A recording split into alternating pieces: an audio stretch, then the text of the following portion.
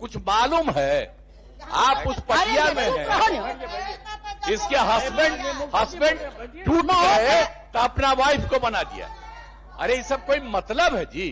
जो हुआ है, आई लोग भी बनी हुई तो कोई महिला के लिए की है? ये सारा का सारा काम महिलाओं के लिए कितना हुआ है मालूम है? एक एक बात हमने बता दिया है। राबड़ी देवी नहीं बनना चाहती थी सीएम, लालू ने जबरन उन्हें बना दिया बिहार का मुख्यमंत्री। महिला दिवस पर विशेष स्टोरी। नमस्कार, आप देख रहे हैं डेली बिहार और मैं हूं रोशन झा। आज महिला दिवस है, अर्थात 8 मार्च 2025। एक दिन पहले बिहार विधानमंडल बजट सत्र के दौरान बिहार विधान परिषद में आक्रोशित होते हुए एक महिला एमएलसी के प्रश्न के जवाब में नीतीश कुमार ने गुस्से में आकर कहा कि महिलाओं के लिए जितना काम हमने किया उतना लालू शासन में कभी नहीं हुआ। इसके बाद उन्होंने सदन में बैठी बिहार के पूर्व मुख्यमंत्री और लालू प्रसाद यादव की पत्नी राबड़ी देवी की ओर इशारा करते हुए कहा कि जब उनके हस्बैंड जेल जाने लगे तो उन्होंने अपनी पत्नी को सीएम बनाया। हम जब सरकार में आए तो सबसे पहले पंचायत चुनाव में महिलाओं के लिए 50% आरक्षण दिया और उसके बाद बिहार सरकार की सरकारी नौकरियों में 35% आरक्षण देकर उन्हें मजबूत बनाने का काम किया। लेकिन क्या आप जानते हैं कि जिस राबड़ी देवी पर नीतीश कुमार आरोप लगा रहे थे, वह राबड़ी देवी पति के बार बार कहने के बाद भी मुख्यमंत्री बनने को तैयार नहीं थी।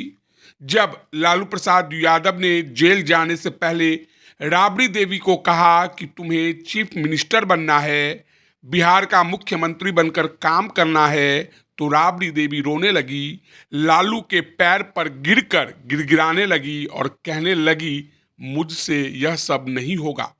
आप मुझे क्यों बेकार में फंसा रहे हैं? मुझे तो बस आपके लिए किचन में खाना बनाना अच्छा लगता है। वरिष्ठ पत्रकार शंकरसन ठाकुर अपनी किताब द बिहारी ब्रदर्स अर्थात बंधु बिहारी में लिखते हैं कि राबड़ी देवी को मुख्यमंत्री बनना कभी पसंद नहीं था और वह इस बात को प्रकट करने का कोई अवसर नहीं छोड़ती थी। मुसीबत है, साहब का ऑर्डर है, इसलिए यह झंझट उठा रहे हैं, कहाँ ठेल दिए हमको। वह अक्सर शिकायत करती, रसोई घर और रसोई घर का बगीचा उनका प्रिय क्षेत्र हुआ करता था। सचिवालय या विधानसभा नहीं और ना ही घर का वह ऑफिस जो बिहार की मुख्य कार्यकारी होने के नाते उनका हो गया था। साहब अर्थात लालू प्रसाद यादव अभी भी वहां बैठकी किया करते थे। वह अभी भी वहां मीटिंग करते थे और सारे आवश्यक निर्णय लेते थे। राबड़ी देवी तो बस उन कागजों पर दस्तखत कर देती थी। 24 जुलाई 1997 को जब पटना हाई कोर्ट ने लालू यादव की अग्रिम जमानत की अर्जी को खारिज कर दी तो लालू यादव असहाय हो गए।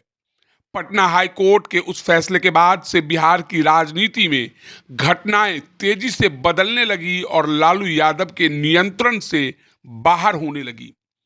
उपेंद्र नाथ विश्वास, जो कि उस समय सीबीआई के कोलकाता स्थित संयुक्त निदेशक और चारा घोटाले की जांच के अगुवा थे, उन्होंने विशेष अदालत से लालू प्रसाद यादव को गिरफ्तार करने के लिए वारंट ले लिया था। वे कंफर्म थे कि चारा घोटाला में लालू प्रसाद यादव का ही हाथ है। उधर दूसरी ओर शाम होते होते मुख्यमंत्री आवास अर्थात एक अन्य मार्ग में सन्नाटा पसर गया था। लालू यादव के चेहरे पर घबराहट साफ दिख रहा था। वे अपने खासम खास नेताओं के साथ और विश्वसनीय अधिकारियों के साथ बैठकर कैबिनेट मीटिंग कर रहे थे। लालू यादव के चेहरे को उदास देखकर कुछ लोग नारे लगा रहे थे, जिसे लालू ने चुप करा दिया था। फोन की घंटी बार बार बज रही थी। लालू यादव की पत्नी और उनके बच्चे बेडरूम में रो रहे थे।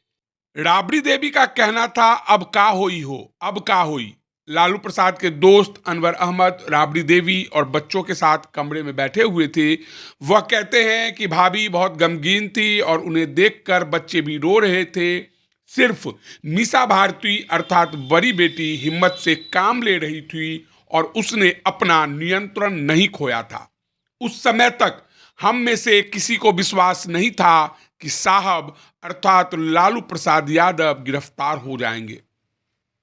लालू जान गए थे कि उनकी गिरफ्तारी तय है, इसीलिए उन्होंने उस समय देश के प्रधानमंत्री इंद्र कुमार गुजराल को फोन लगाया, लेकिन उन्हें बताया गया कि प्रधानमंत्री उपलब्ध नहीं है।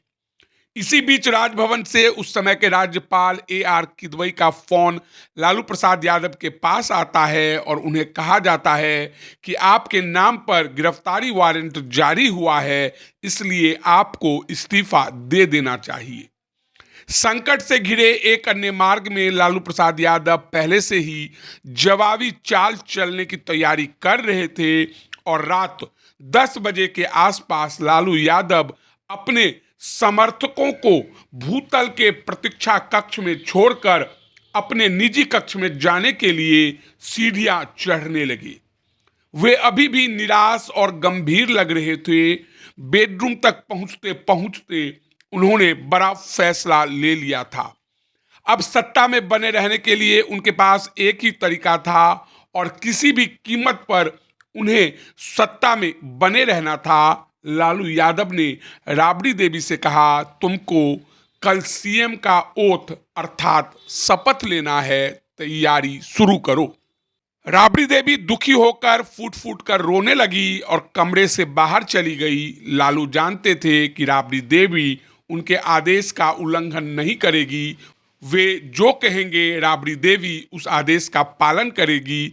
इसके बाद लालू यादव अपने बिस्तर तक पहुंचते हैं और कॉर्डलेस फोन उठाकर दिल्ली में कांग्रेस के अध्यक्ष सीताराम केसरी को फोन मिलाते हैं। राबड़ी को मुख्यमंत्री बनाने के लिए उन्हें कांग्रेस का समर्थन हर हाल में चाहिए था।